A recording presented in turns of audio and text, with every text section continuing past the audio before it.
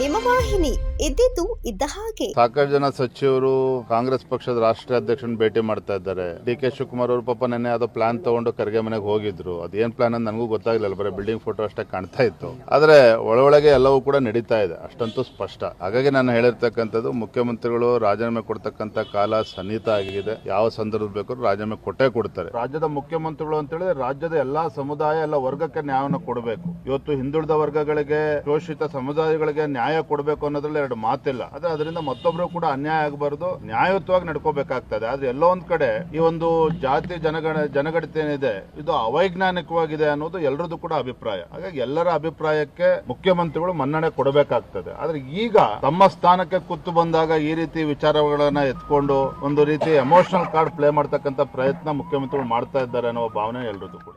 ಸುದ್ದಿ 3 ವಾಹಿನಿಯ ಹೆಚ್ಚಿನ ಮಾಹಿತಿಗಾಗಿ ಸಬ್ಸ್ಕ್ರೈಬ್ ಆಗಿ ಹಾಗೂ ಬೆಲ್ ಬಟನ್ ಒತ್ತಿ.